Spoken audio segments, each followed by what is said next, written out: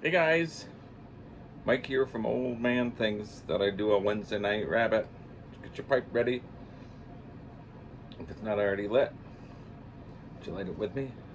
If you don't have a pipe, you don't want to smoke one, you want to just listen, that's fine too.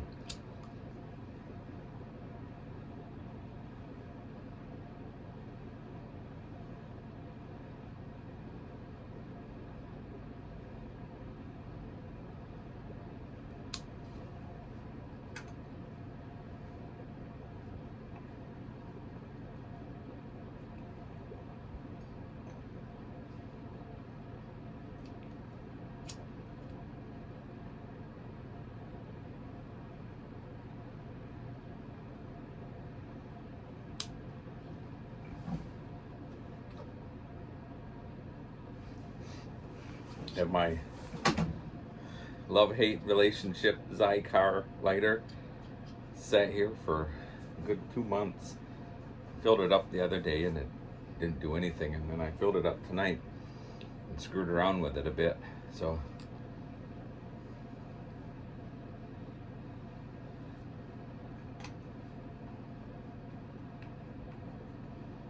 that I'd try it. I'm smoking my Cockney pipe. It actually says Cockney.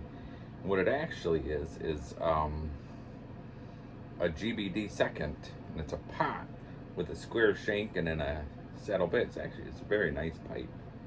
It's a big old pot.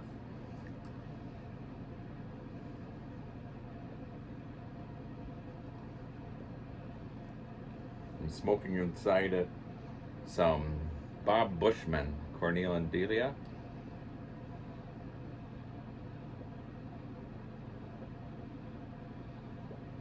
It's an aromatic.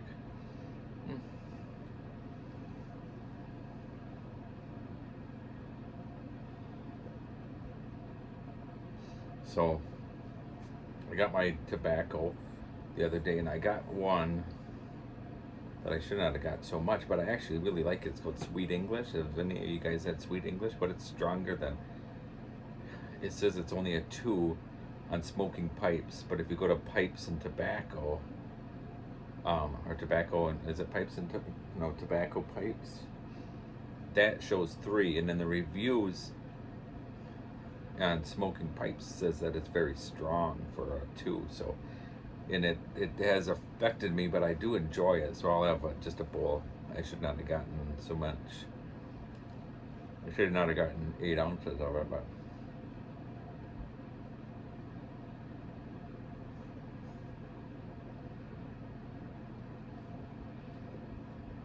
it's nice English with a hint of a bit of a sweetness, but you don't really I really enjoy it because I always in the past liked English blends, but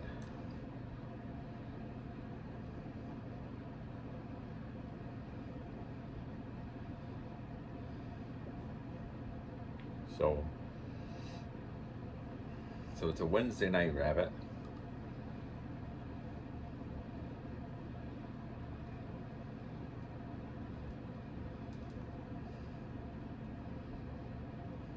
I guess that's anyone up some old war stories.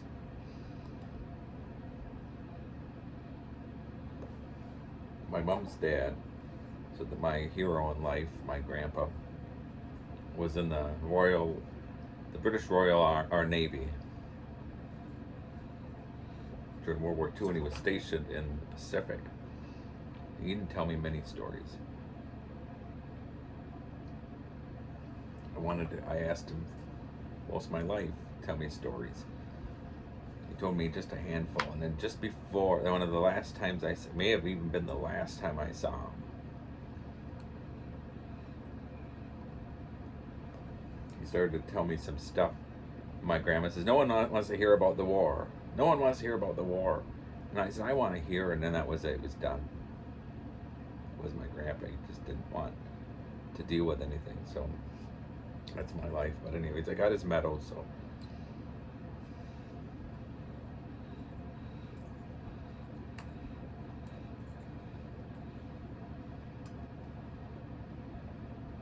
he said he was on a few different ships.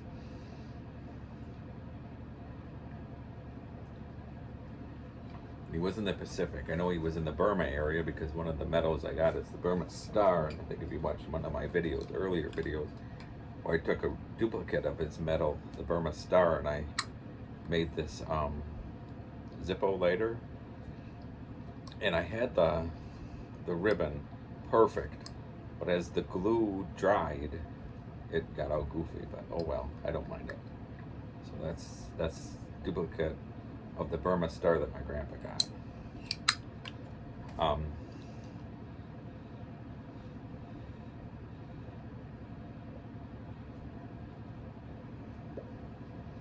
He said in one of the ships he was on, they had a pig. It was the kind of the ship mascot, and he said that pig was so smart. He just loved that pig. And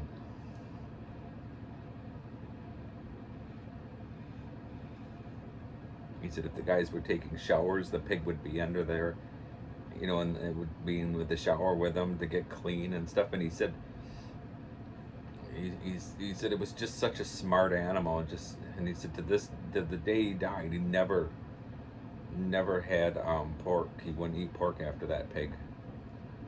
So, which was a shame because my grandma cooked bacon like it was going out of fashion. It was always bacon. Every morning you wake up, you smell bacon.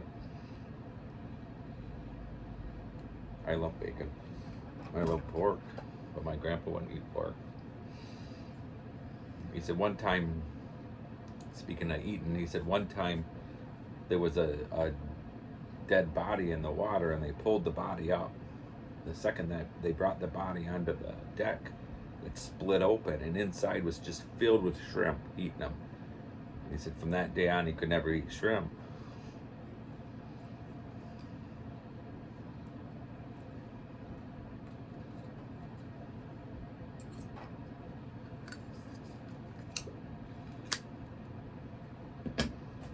So he said one time, I don't know if this was the same ship or not, but one time there was the captain was an old drunk.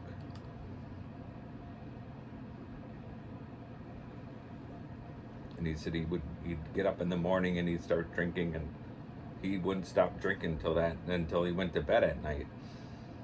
And he said one night he was really, really drunk, and he was dying evidently. He drank so much he was killing himself, and he must have like collapsed below decks right underneath one of the air vents.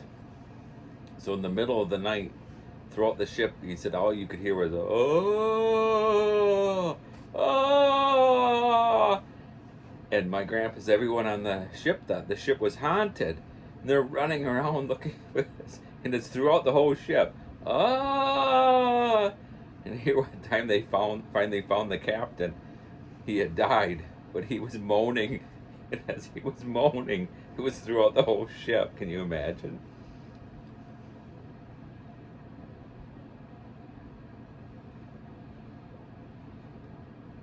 He said twice the ship he was on, it was torpedoed by the Japanese. So he said what they would have to do they'd have to do in a quick hurry, they would have to take the mattresses from their bunks, and they would roll those mattresses up as tight as they could, and they would use those mattresses to plug the holes until they could get somewhere to repair it, because the mattresses then would fill up with water and it would act like a cork, which I thought was a clever idea.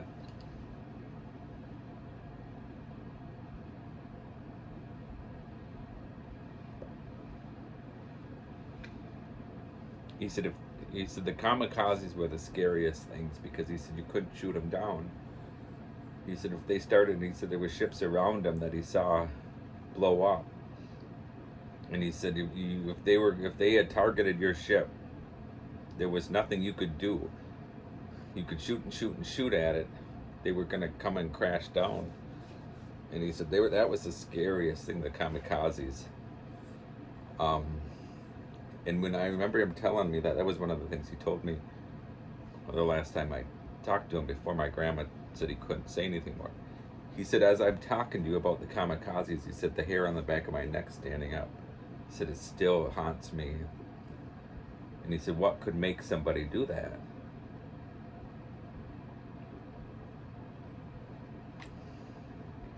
he said one of the ships he was on, the captain had an order that he wanted everyone to be able to shoot the anti-aircraft gun, which was basically a huge cannon. And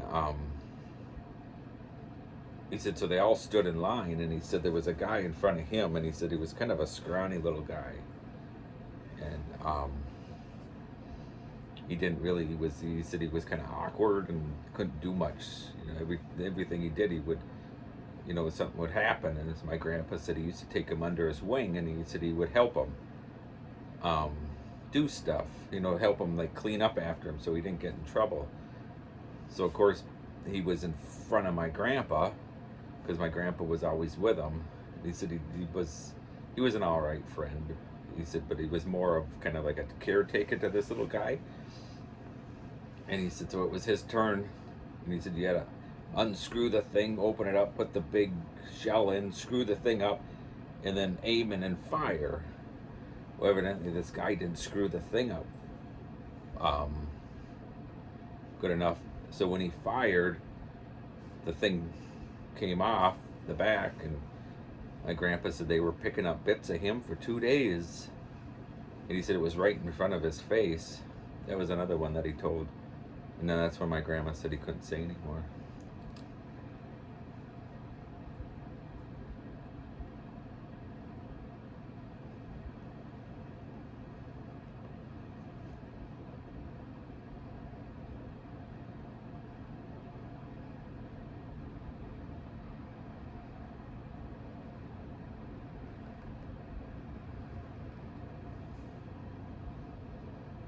You know, my great granddad and Jimmy, so it would have been my dad's mom's dad, was in war. Well, all four of my grandfathers were in World War One, but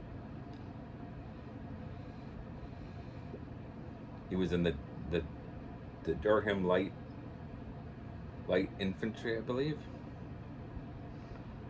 and he was captured by the Germans. Well, a bunch of them were captured by the Germans, and it was actually so it'd be my great grandfather Jimmy escaped, and he took a bunch of British soldiers with him.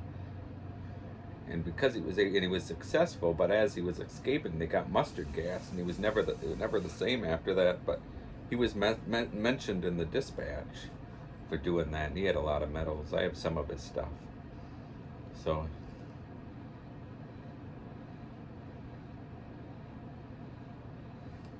I always thought that was neat.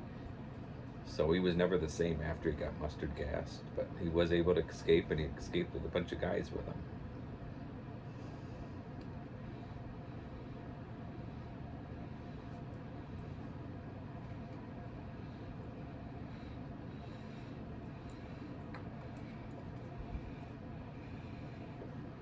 My mom's mom, her house was bombed during the war by the Germans.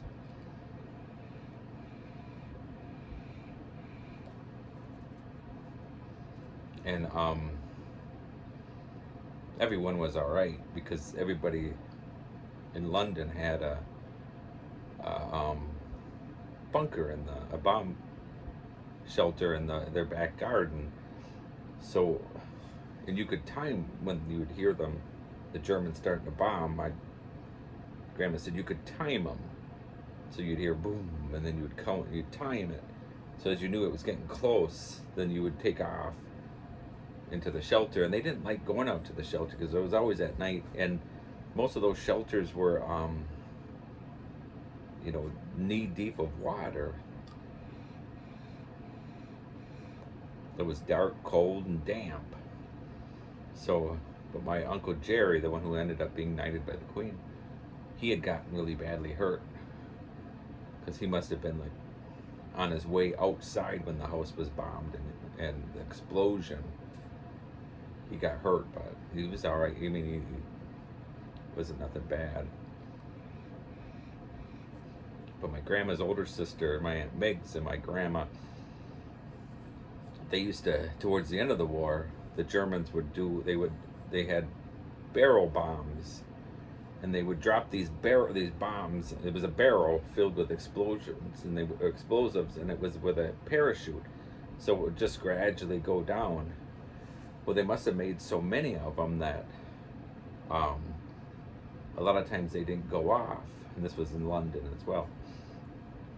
So they would wait and watch for them, and of course it was very dangerous, and sometimes but anyway, so they would watch for them, and if they didn't go off, my grandma and my Aunt Migs would run off and try to get some, and a lot of the ladies around would go get the parachute, because it was made out of silk, and they would make stockings out of it.